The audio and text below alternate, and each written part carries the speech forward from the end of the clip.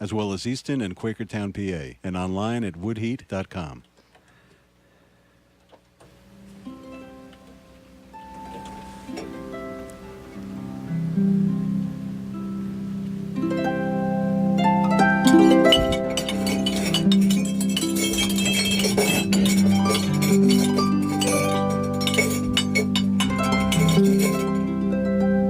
Ambassador Hoover, so good to see you.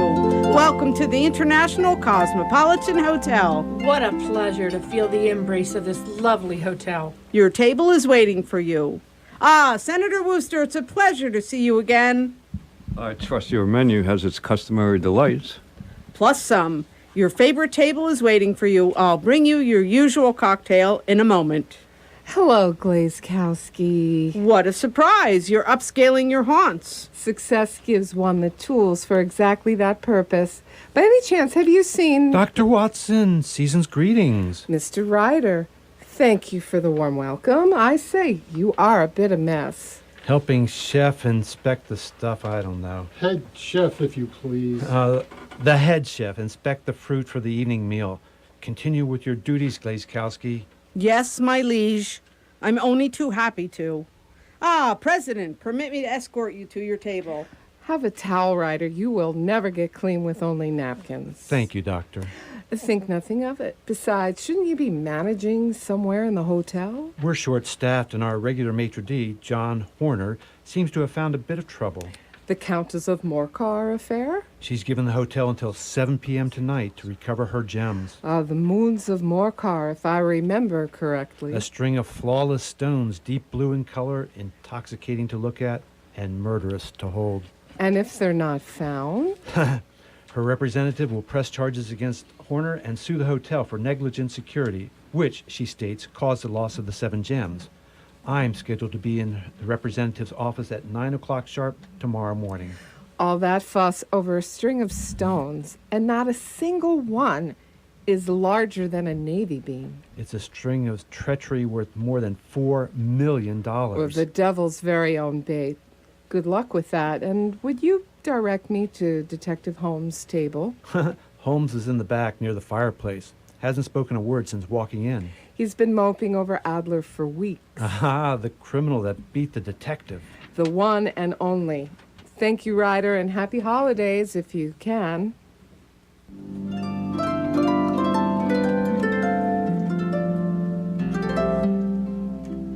Dr. Watson, will you be joining us later? Nothing could sound more pleasant than such an endeavor. Young, handsome, sexy Senator Wooster.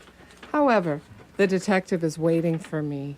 We're having our holiday party and sing-along at the Nouveau Club. Details of your newest adventure would be thrilling to hear. The promise of a bit of Irish whiskey would virtually guarantee our presence. So promised. So guaranteed, young Wooster. Is that you, Ambassador? Indeed it is, Doctor. Will you and the great detective be attending our holiday open house on Tuesday next? I'm delicately trying to rearrange our calendar just for you. I'll be pouring from the 75-year-old decanter if you arrive by 8. And if we arrive 30 minutes earlier? I'll pour 2. For each of us? Will do. We'll be there. Yes. Let us pour a thimbleful of the same libation as the inducement to our humble table. Certainly such a gem of a liquor would be adequate to begin the evening as our guest. No. No? No, because, dear Senator and Ambassador, nothing less than a flute of the 125-year-old Lafayette champagne from along the river is expected from the two of you. Agreed, and it shall be as cold as old Jack Frost whiskers. Standing at the North Pole in the middle of a blizzard. I'll be sure to wear my gloves and a scarf. Probably nothing else. It's about time.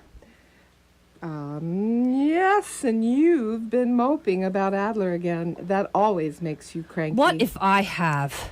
Adler's a thief. A criminal that should have been locked up years ago. Adler's a genius. A towering intellect equal to my own. Why don't you use your intellect to figure a way to enjoy the season, revel in the moment? Why must you revel in every moment as a means to attract attention? That attention, dear Holmes, is your public network.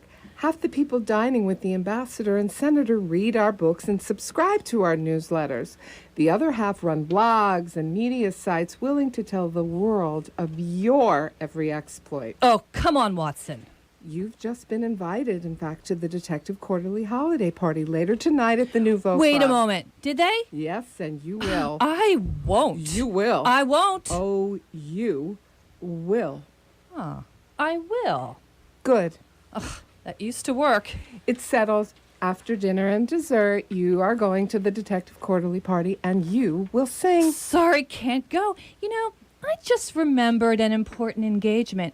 I am examining the 43 different types of wool lint. You are going. And as a reminder, a single word from the Detective Quarterly, the Deerstalkers, the Meerschaum Pipe Club, or any of them puts the name of Holmes in front of millions and millions of people in seconds, all of whom are future clients. They are all a nuisance. Perhaps, but they keep us in a lifestyle we've grown accustomed, which, might I add, is beautifully reflected here in the International Cosmopolitan.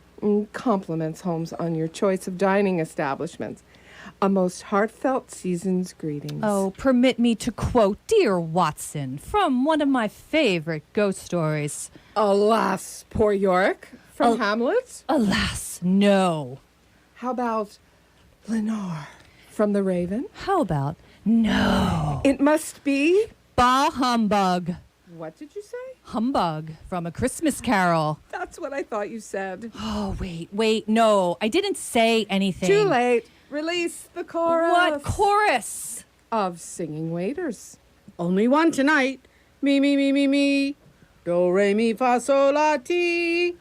Ti, la, so, fa, mi, re, do. Give me some humbug. Humbug. Oh, do anything but that. A 1, 2, a 1, 2, 3, 4. Deck the halls with boughs of Humbug, fa, la, la, la, la, la, Watson. la, la.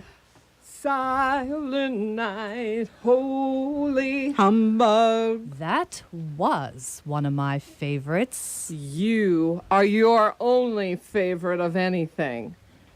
Big finish now. We wish you a merry Humbug. We wish you a merry Humbug. We wish you a merry Humbug. and Humbug. New Year. That was great, right? That was Inspiring. absolutely and positively The finest holiday carol you've heard this season. insufferably wretched and nauseating. That was harsh. Where did you come from, Ryder? William and Martha Ryder of Trumbull County in Ohio. Good one, Ryder. Thank you. You're welcome. I meant to say, what do you want? I was going to ask if you're ready to order. Absolutely. A rack of lamb would be a grand start to the meal. Perhaps you could wait until the doctor's ready, too. Ryder. Holmes, Ryder, come back in a few minutes, okay? I'll slip a distemper pill into the detective's hemlock. There's more in the kitchen if you need it. Good. Ha! Lord and Lady Jorgensen, good evening. Glazkowski, show my lord and my lady to their table. Of course, Glazkowski lives to serve Ryder. Glazkowski has no other purpose than to do Ryder's bidding. My lord and my lady, please follow me. Top rank nuisances, Watson, all of them. If you'd rather be alone, I'd gladly take my holiday cheer to another table. Oh, don't mind me, Watson. Have a seat next to the fire and warm yourself. I'm a bit preoccupied and I need to talk out loud. What are you working on? A double murder? A double scotch would be preferable. International crime If bosses? only. Industrial espionage? I'm closer to finding Adler. Oh, you are not permitted to speak that name again. Adler. Holmes. The name is attached to such a towering intellect that one cannot help but utter the moniker on occasion. This, dear Holmes, is your last such occasion. Anyway, On your inquiry of industrial espionage, I have not even sniffed any espionage, industrial or otherwise, in months. No, Watson, I am perplexed by that hat on the table and the crumpled cake box next to it. That old thing? Which? The hat. That old thing, as you call it, is telling a story I do not understand. You are fluent in every criminal dialect on the planet. What fiend could possibly be confounding you? Peterson, the police commissioner. It is bad times along the river if the police commissioner's committing crimes. Peterson brought me the hat and the cake box. He didn't commit any crimes. It's a shabby hat. Maybe we could take up a collection and buy him a new one. No. He found them both, and he knows I like puzzles. The owner, however, remains unknown. Not surprising the owner's unknown with such a remarkably ugly hat. Listen, this is not a style blog. Do not look at it as a fashion accessory. View it as a statement of circumstance. A statement of dreadful circumstances. The hat is only half the story. Wait until you see what is in the box. I confess, my enthusiasm is not taking flight. Take my magnifying glass and look beyond the easy points. I don't really think that... That, dear Watson, is abundantly obvious. Nevertheless, you know my methods. What do you deduce about the individual who wore this hat? Well, let's see. It is a very ordinary black hat and much the worse for wear. The red silk lining is badly discolored, and it looks like the owner tried to hide it with ink. And the initials HB are scrawled inside. That's it. You talk as if there's more. Well, there is. The man is highly intellectual. Of course, seeing how big the hat is. Put it on, Watson. Well, it comes down half down my face. Yeah, I see. And as I said, a man with so large of a brain must have had something in it. Also, he was fairly well-to-do, although within the last 3 years, he has fallen upon difficult times. How the Based devil... upon the style of the curled brim. This hat is 3 years old. Further, it is a hat of the very best quality. Look at the band of ribbed silk and the excellent lining. If this man could afford to buy so expensive a hat 3 years ago and has had no hat since, then he has assuredly gone down in the world. I suppose so, but how could you possibly know these things? It is my business to know what other people don't. For instance, he is middle-aged with silvered hair, which he has had cut within the last few days, and which he styles with lime cream. You are certainly joking, Holmes. Oh, are you unable to see these facts with your own eyes? How did you deduce the man had a haircut recently and he used lime cream to fashion it? The lens discloses a large number of hair ends, clean cut by the scissors of a barber, and there is a distinct odor of lime cream. You win. But what of the cake box? Yes. What about the cake box? Where did you come from, Ryder? William and Martha. Watson, can you do something about this? What are you doing here, Ryder? Just wanted to see if you were ready to order. Not yet. We'll let you know when we are. Okay. Right this way, Baron. And did the box, Holmes, belong to the pharaohs of ancient Egypt? Watson, you're being redundant. The former is almost exclusively found in the latter. I am corrected. The cardboard is clearly crafted by the hand of Alexei Trupp, the cook of Nicholas II, the emperor and autocrat of all of the Russias. Watson, if I might, Alexei Trupp was the emperor's footman. Ivan Karatonov was the cook. How could I have gotten the two confused? Oh, it's a common mistake. Of course. Well, let me have another deduction then. Perhaps descendants of the Wright brothers crafted it from their scraps of the adjustment Smeaton coefficient during experiments in early 1901. Yes, the Smeaton coefficient of air pressure was adjusted later in the same year. Besides, the box belongs to Mrs. Henry Baker. There is no way you could have deduced the owner's name from the outside of the box. Quite correct. I looked inside. I despise you. Hold on. Mrs. Henry Baker? HB, as in the initials in the hat? One and the same. Now, focus on the cake. It doesn't look quite right. Fruitcakes don't. Like it was dropped. From right around waist high. Well done, Watson. There is a slice missing of the You're cake. on a roll, Watson. Don't stop. So, Mr. Henry Baker, known to us through the inside of his hat as HB, was taking a fruitcake home to his wife, Mrs. Henry Baker. Yes. Well, let's assume it was his wife, although it could have been his mother. Yes again. But there is a slice missing, so the question that remains is... Yes, yes, yes. Is the fruitcake any good? No. The question is, how did one of the Countess of Morcar's precious stones get into Mrs. Henry Baker's fruitcake? You've done it again. What? We've talked about you not giving me all of the information. Of course I did. Peterson found the hat in the cake box. Yes, you told me that, but... He brought them both to me. I knew that too, but you didn't... He opened the fruitcake box, said he hadn't eaten since breakfast. Yes. Then he... Go on. Nothing. It's a bit of a puzzle about the Countess' stolen gems. Yeah, well, then he bit into a slice of the cake and cracked his tooth. More precisely, he cracked his tooth on one of the missing gems of the Countess of Morcar, none of which you shared previously. Voila! You've deduced it yourself. How clever you've become, Watson. Well, Ryder actually filled me in on the robbery. The hotel's maitre d', John Horner, is being held in connection with the disappearance of the 7 blue moons of Morcar. There's something that doesn't sound quite right. What Ryder shared with me is exactly what's been in the news. It doesn't make any sense why no one's been looking for the stone I have. That reminds me, we've really got to tell Ryder. Ryder, join us. Coming. You can't. He needs to know. Not yet. Well, the hotel will be shut down by 7 tonight if the gems aren't returned. This is only one of them. Plus, we haven't figured it out Figured yet. what out? Well, Holmes was just asking, wondering really about the, My comment to Watson was about the hotel's delicious fruitcakes. Might we meet the chef to offer our compliments? Oh, of course. Head chef, Detective Holmes wishes to offer compliments. Head chef will be with you shortly. Thank you, Ryder. We'll be ready to order soon. I'll be back. Thank goodness he is gone. We only have a moment. You must post the advertisement. What advertisement and for whom? As follows, quote, found in the lobby of the International Cosmopolitan Hotel, a holiday fruitcake and hat. Mr. Henry Baker can have same by applying at, say, what time is it?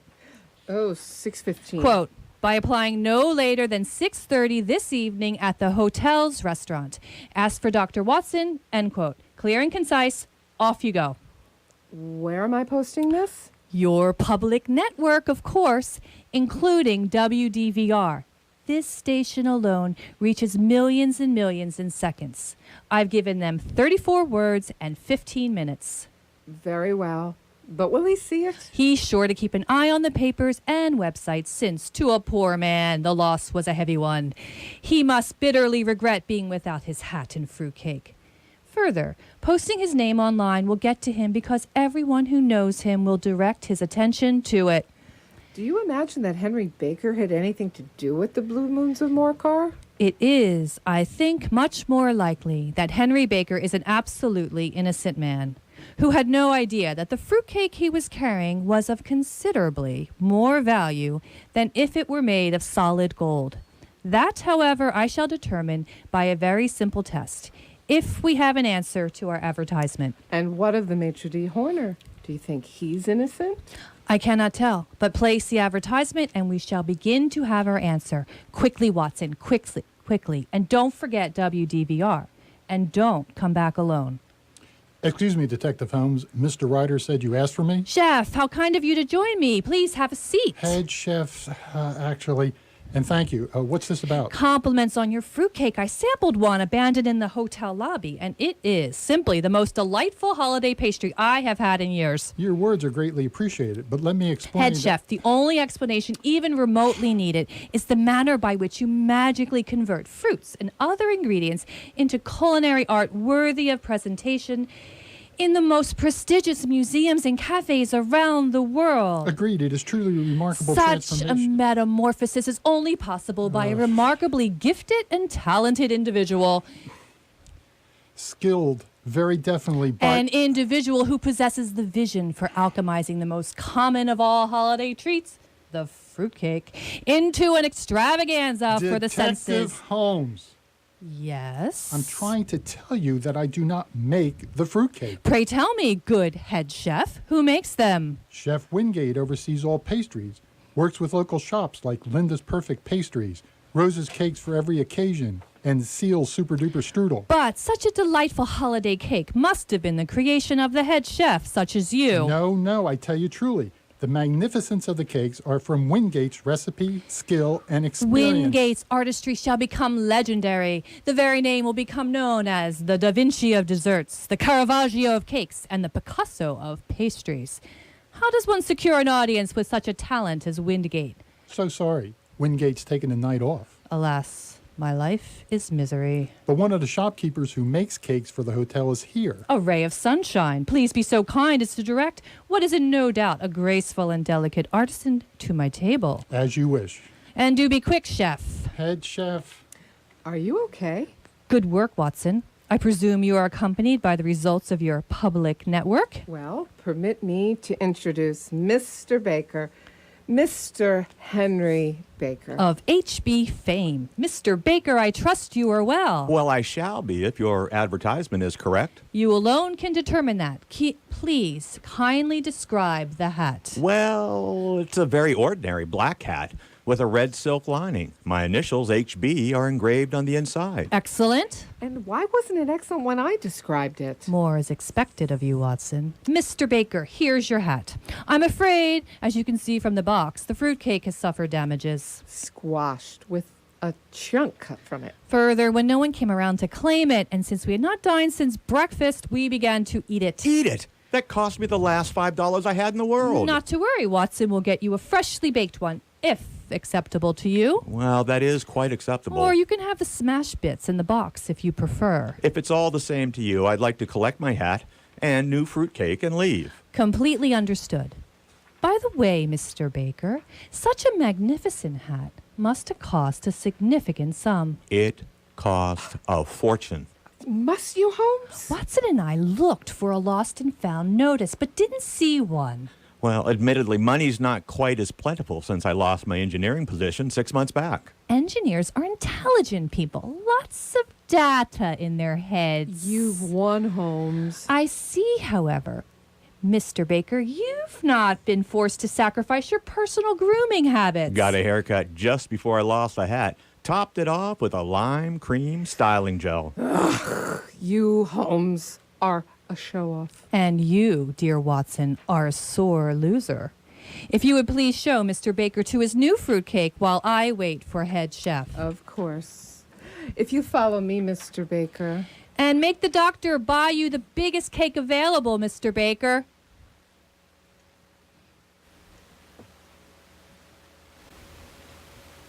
Detective, Yes, head chef. I brought a visitor. You, Holmes? Please forgive my rudeness, but I am waiting for an appointment. You're waiting for the owners of Linda's Perfect Pastries, Rose's Cakes for Every Occasion, and Seal's Super Duper Strudel? Are you one of the aforementioned shopkeepers? All the aforementioned shopkeepers. So much for graceful and delicate. You asked to meet the shopkeepers. Holmes, who is your...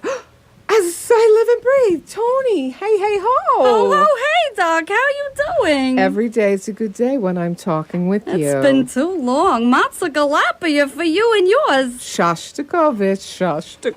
You know this character? We served together. Iraq? No. Afghanistan? No. Where? The Bridge Cafe, here in Frenchtown, during the pie season. We were waiters together. When are you coming around again? I'll serve you a nice cup of espressione. It's tempting. A bowl of bullacolini. I am weakening. Some pasta veloc with a side of ragunio. Do you still make my favorite dessert? Calicatini. Deal. We'll be there next week. So, tell me though, Tony, how's the old gang? Not so good, Doc. Joey the drug ganush, rest his soul, left us last July. Oh, amen. Sal the sliver Viduccio, rest his soul, left us last January. Amen. And what about Carmine the Collar? Amen. When did that happen? After every service, he's a priest and says Amen. I despise the both of you. So, what's been going on here in the hotel? I bring these guys pastries, but they don't pay. So I don't bring desserts no more. You mean they... No dough, no cakes. I pay for desserts, not boxes of crumbs. I delivered cakes, and your people damaged the goods. Those were some of my best. I suppose it was the invisible man who smashed them. Holmes, how can the head chef get anything of value from boxes of crumbs? Watson, do you not see? These fragments of fruitcakes are pointing towards a fortune. The head chef will stay here. Watson and Gabuzio, follow me into the kitchen.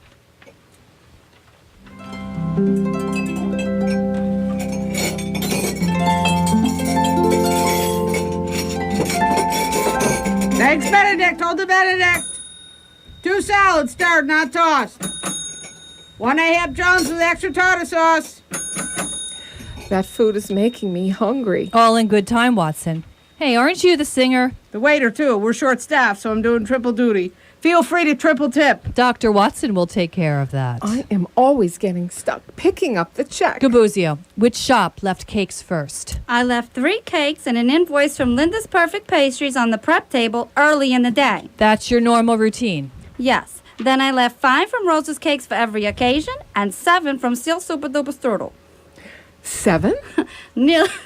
Nearly killed me to deliver them by today. Took forever to get the special ingredients for the cakes. Special ingredients. I've received 2 pints of prepared blueberries for these cakes only. Plus, I was instructed to mark each box in blue. Like this one, found by Police Commissioner Peterson. That's one of mine. Holmes, do you suppose? I do, indeed. What time is it? 6:50. 10 minutes to solve this. Here's our plan.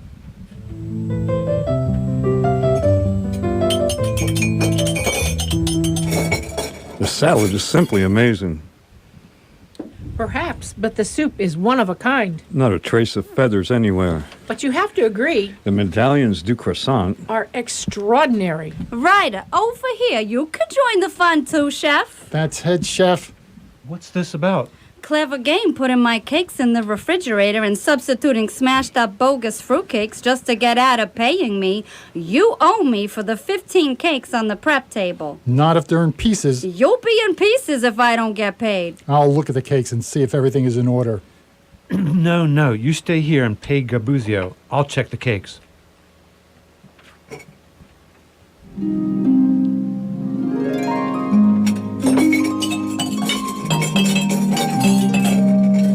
Pasta primavera, light on the vera. 1 duck soup and hold the feathers. Filet mignon rare, let it move. Blazkowski, the head chef asked for you at tables 9, 10, and 11. Patrons want to compliment your cooking. Must have been my salad. Maybe. Might have been the soup. Perhaps. Nobody ever compliments the soup or salad. Must have been the main course. Just go. Geez, so dusty. Going. I'm out of here. At last, the final moon of Morcar and enough money to retire from here. Oh no. These are the boxes. But they're just chunks of fruitcakes in all of them. I don't get it. Don't you, Ryder? Holmes, And Watson. what do you two want? The question, Ryder, is what are you looking for there? Get out of my kitchen or I'll call the police. Hey, let me save you the trouble.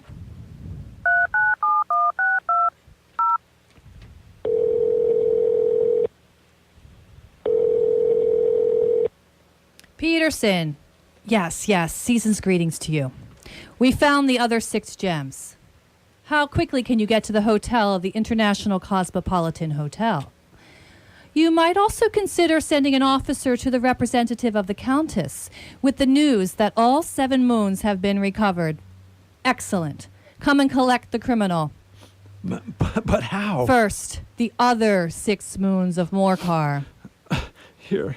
A more intelligent question is, why did you risk getting caught just to retrieve one stone when you already had 6? Exactly my thoughts on the matter, too. Presumably, either greed or necessity, Watson. Quite true, quite true. The stones, all 7, were paid for in advance, more than $4 million. But you only had 6. Not an enviable position. You could have returned 1/7 of the sale price. And you could have read about my untimely death in the evening news. Holmes, what are we going to do? Exactly. What should be done? Watson, save me from what I'm about to do. Put down the knife, Holmes. This can't be happening. Oh, but it is. You were going to let Horner rot in jail for your crime. No, Holmes. I must. Just get it over Ryder. with. Just do it. As you wish. Get out. What? You heard the detective. I said, get out. Go through the back door and disappear into the darkness. Oh, heaven bless you, Detective Holmes. No more words. Go now. I'm going. Bless you, Detective. You know, you just let a criminal go. The police do not employ me to do their work. And what about Horner sitting in jail? When Ryder doesn't appear in court, Horner will be released. By the way, you played your part brilliantly. It was kind of fun. But seriously, you've let a criminal go. Ryder is out of his wits with fright and will never go wrong again. Besides, it's the season of forgiveness. Happy holidays, Watson. And many more to you, Holmes. Excuse us. Head chef. Gabuzio, what is it? This note arrived. For Detective Holmes. I'll take that. Oh, what an utterly magnificent mind. What is it, Holmes? Read this. My dear Holmes, congratulations on retrieving 7 of the moons of Morcar. However, I have the other 4, which will keep me in fine style until we meet again. Signed, Delar, on behalf of the Countess of Morcar. That is what has bothered me the whole time. The Countess does not have 7 moons of Morcar. She has 11. Which are now and forever lost to her, and by her own representative. That's the beauty of it, Watson. Rearrange the letters of the representative's name. Relda? Dollar? Drea? No. Try. A. D. L. E-N-R. Adler. Ugh, of course. What an intellect, Watson. What cleverness. Our paths must simply cross. Well, after the holidays. Immediately. Maybe in March. No, immediately. We must plan now. Oh, Adler, you are exceptional. How about another song? Dashing through the snow. Watson! In a one-horse open Stop! sleigh. O'er the fields we go.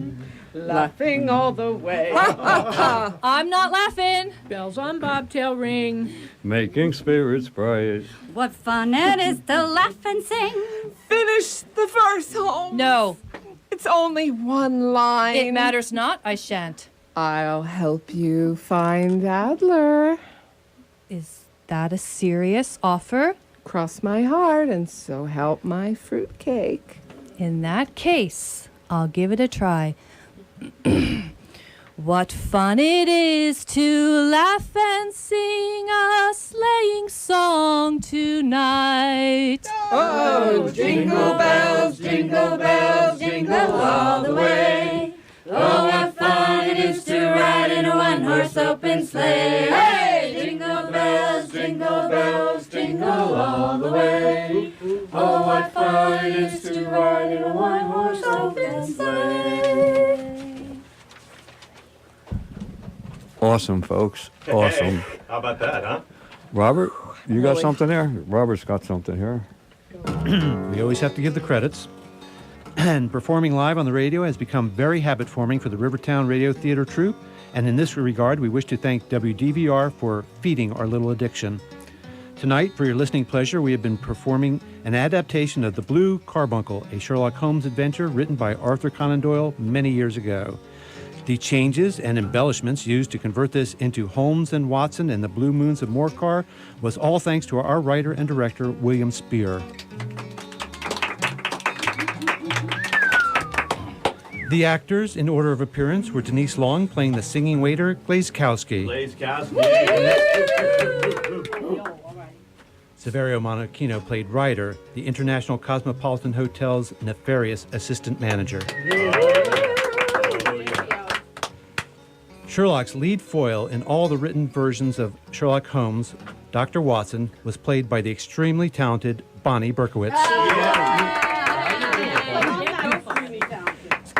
Ambassador Hoover, a wealthy patron of the hotel, was voiced by Chris O'Chadwick. While the extremely handsome to the point of being sexy, Senator Wooster was played by Traffic out on the highway. Jethro Kinn. Jethro was assigned this role because he fits physically into the role of senator. Our version of Detective Holmes, who, when not solving crimes, is singing Christmas carols, was played by Tish Pierce. And the head chef at the International Hotel was the voice of Paul O'Chadwick. Yeah, Paul. Paul. While the out of work but very intelligent Henry Baker was our very own William Spear, who, I am sad to say, also uses lime cream styling gel. This room is insufferable right now. I feel like a meringue pie. I agree with that one. Now, last but definitely not least, Val Turner teaches us all how to make pastries as she provides the voice of Tony Gabuzio. Hey, Tony! Hey, yo, fight a blueberry. Yeah. Well, thank you all, folks. you. That was awesome.